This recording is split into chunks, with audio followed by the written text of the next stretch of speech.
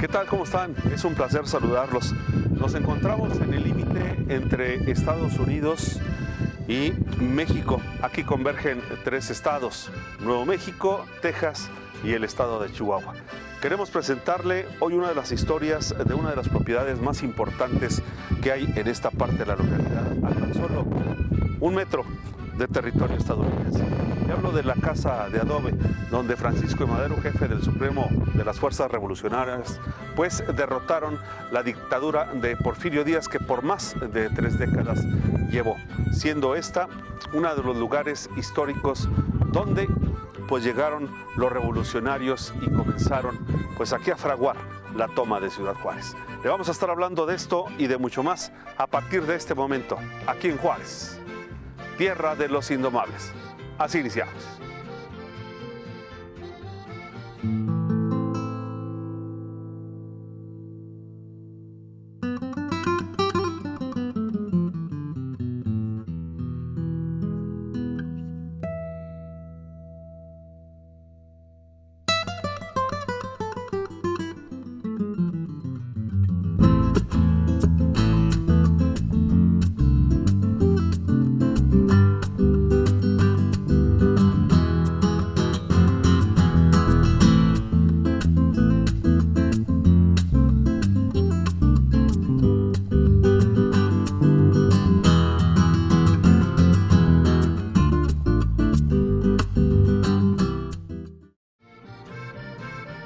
Pasajes de la Revolución, parte de nuestra historia, ubicada en donde convergen Chihuahua, Nuevo México y Texas.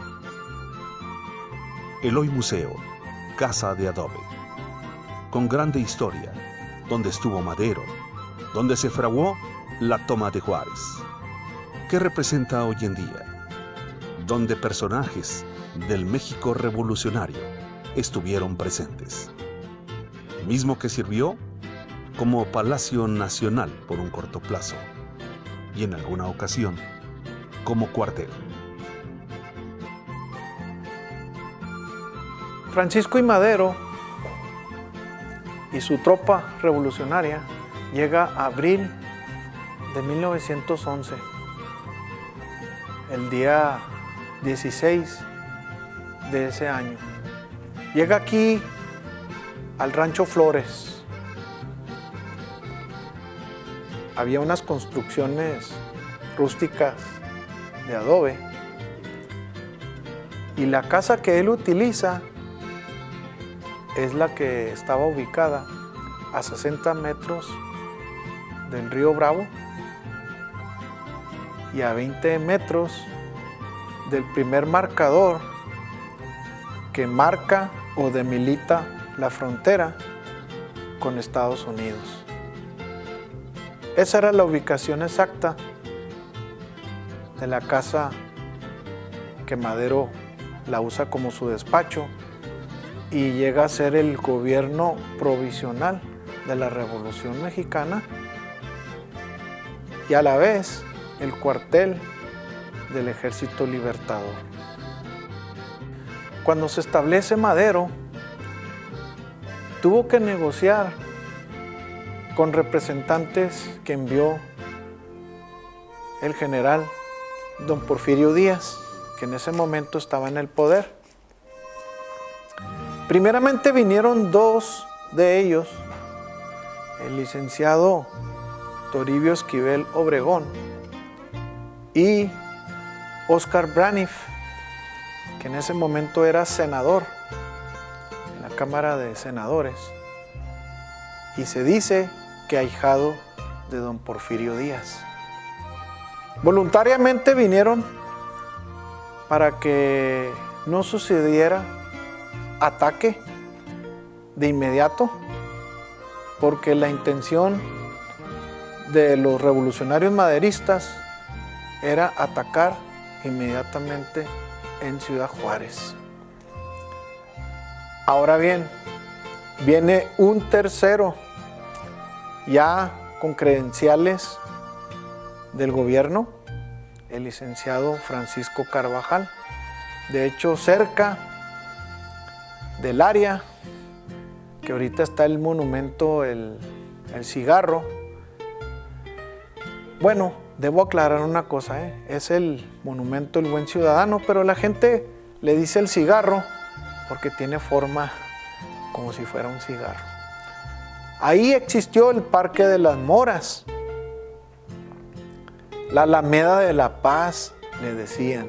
De hecho, hay una foto muy interesante en el Museo del Muref, de ese parque, y negociando para evitar también que no interviniera Estados Unidos, porque Estados Unidos había advertido tanto al gobierno de don Porfirio Díaz como a Madero y sus seguidores que si iniciaba un tiroteo y balas cruzaban hacia El Paso y morían personas, inmediatamente podía intervenir Estados Unidos. Entonces era la preocupación tanto de los porfiristas como los maderistas. Ahora bien, no llegan a ningún acuerdo mientras negociaban, porque los porfiristas querían mantener en el poder todavía a don Porfirio Díaz. Madero y sus seguidores ya no querían en el poder, y de hecho el encargado de las negociaciones, el doctor Francisco Vázquez Gómez, que fue comisionado por Madero como el líder de parte de los maderistas, exige la renuncia inmediata de don Porfirio Díaz, cosa que no aceptaba en ese momento el licenciado Francisco Carvajal, que fue enviado por el gobierno porfirista. A raíz de que inicia el movimiento armado de la Revolución, Madero se autonombra presidente provisional o jefe supremo de las fuerzas revolucionarias. De hecho, aquí venía la prensa extranjera, y no nomás de Estados Unidos.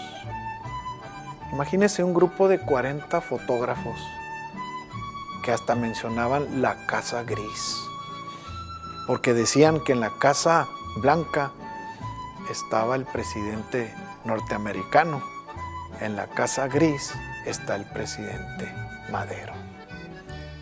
The Grey House o la Casa Gris. Ahora bien, tiene usted razón, porque inclusive estratégicamente cuando Madero aquí se establece, podía cruzar a Estados Unidos. Aquí había un puente peatonal de madera en el cual Madero cruzaba el paso.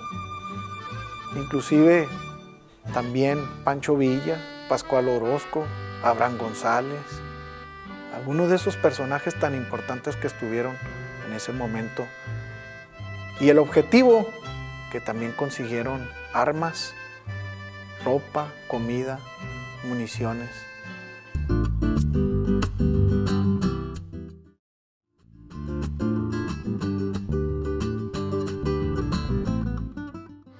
Bueno, estábamos diciendo que Madero consigue su objetivo porque inclusive también él se iba al Paso, Texas.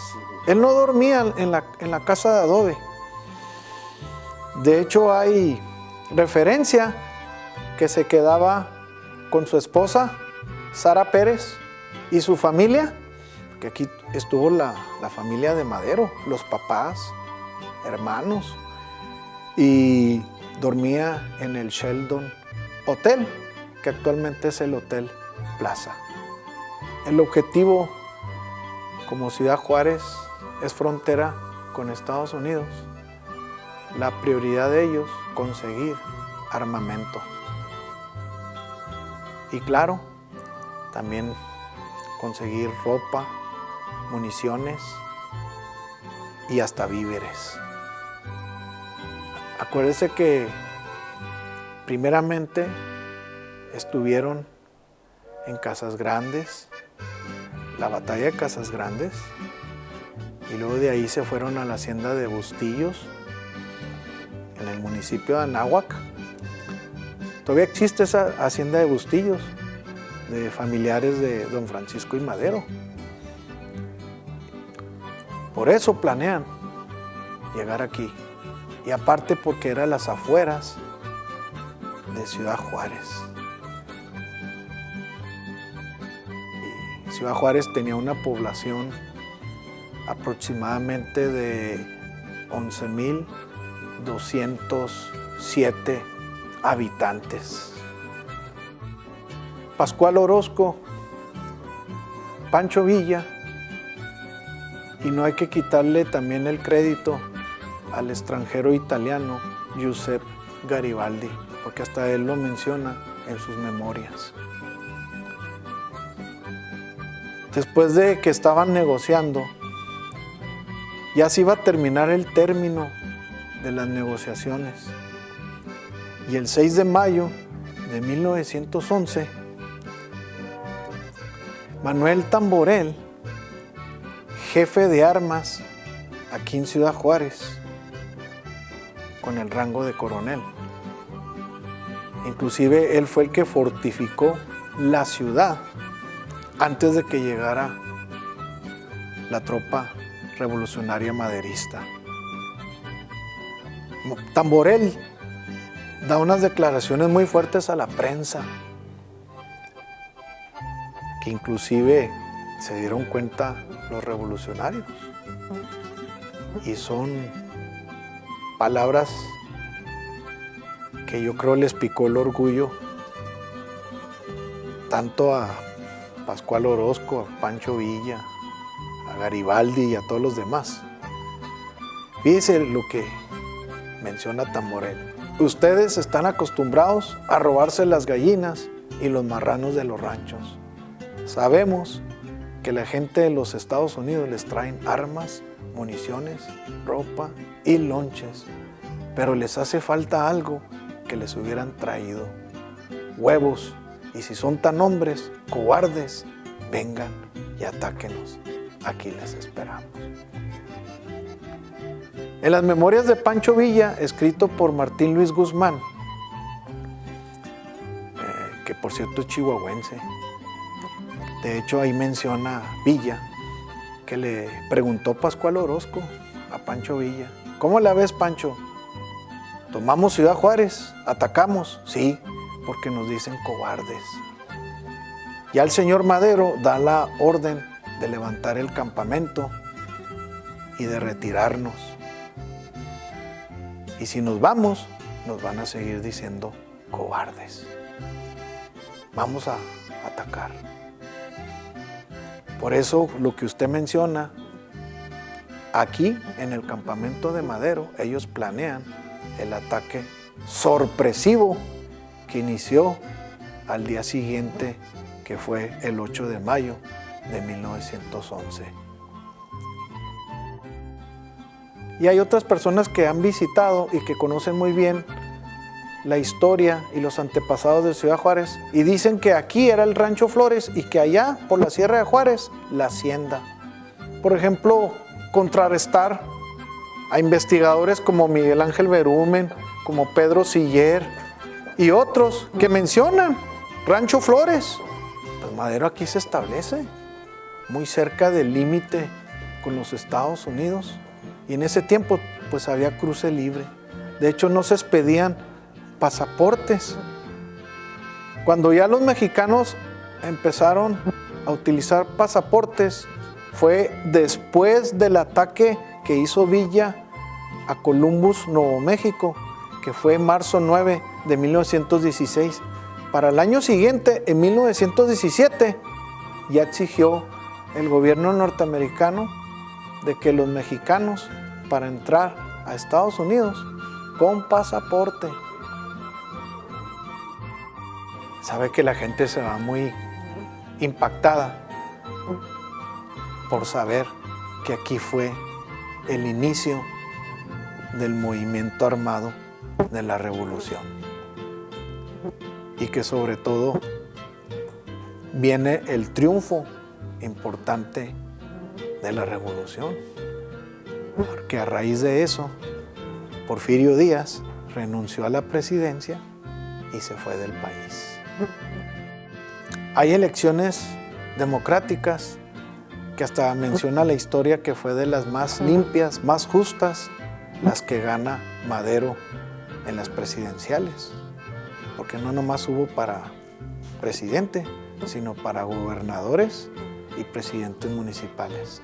Pero las que gana Madero, que ha sido de las más justas y más limpias que ha habido en toda la historia de nuestro país.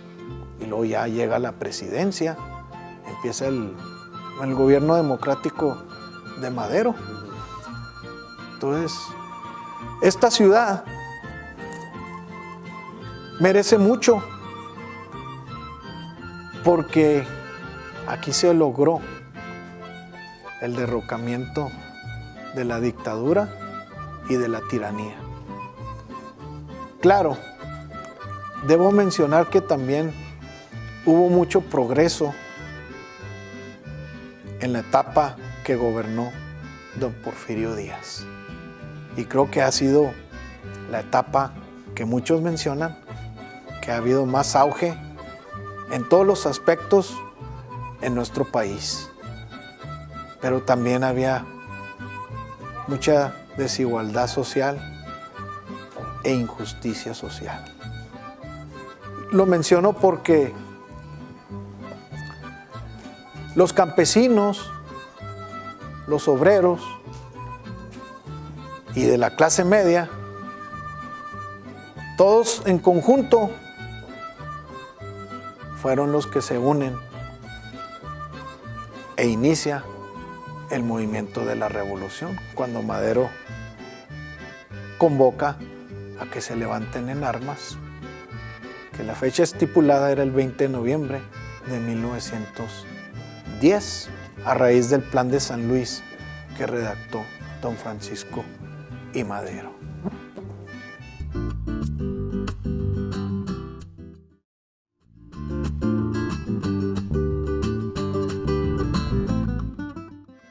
Aquí lo interesante es que también han venido descendientes de revolucionarios.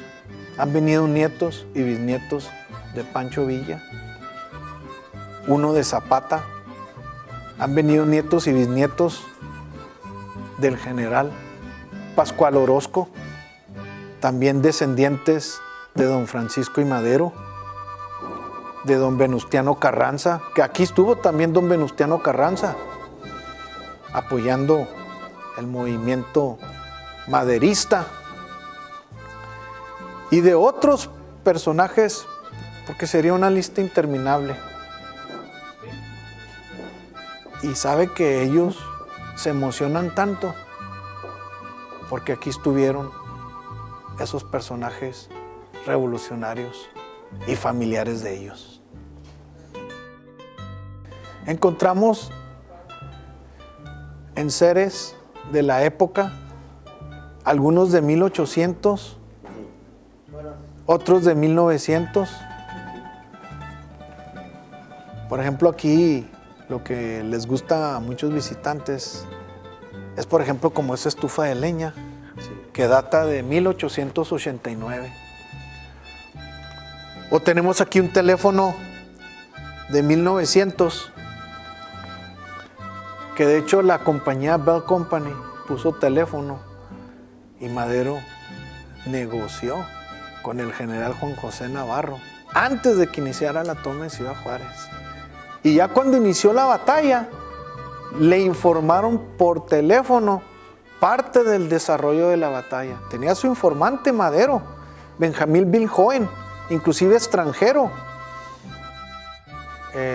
Ya lo mencionó el director del IPACULT, el licenciado Miguel Ángel Mendoza, que para el año entrante vienen recursos o fondos federales y que se va a ampliar el Museo Casa de Adobe. Y otra cosa que ya él está gestionando es que se pavimente todo este tramo de 500 metros para que el acceso sea mejor. Porque de hecho el turismo que viene a nuestra ciudad. Y al venir a la Casa de Adobe, pues el acceso va a estar mejor y más visitantes van a venir. También de la localidad, de nuestro estado, que de hecho también vienen de otras partes de nuestro país, y extranjeros que ya de otros países del mundo nos han visitado y siguen viniendo. Cuando se construyó la Casa de Adobe, no había nada de este mobiliario. Había unas cuantas fotos. Inclusive todas esas fotos que vemos después llegaron también. Hasta los donó una escuela.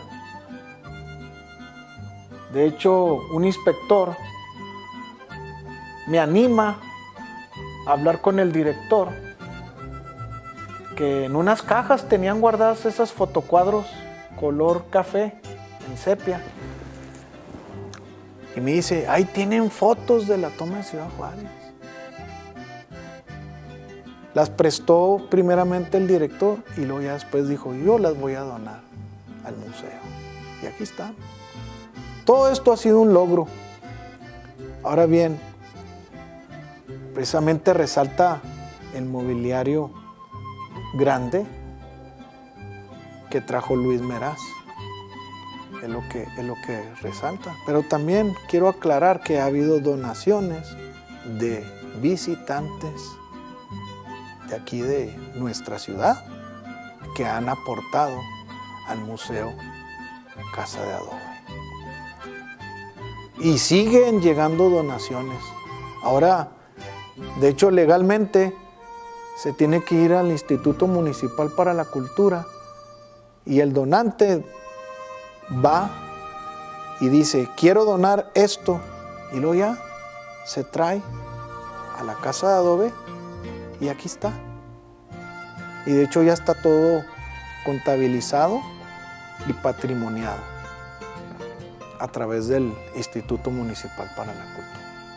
Para mí, aparte de la experiencia de atender a tantos visitantes,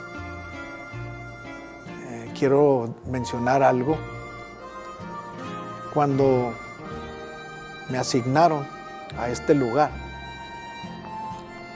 yo lloré, porque aquí estuvo mi tío bisabuelo, que llegó a ser general villista Martín López.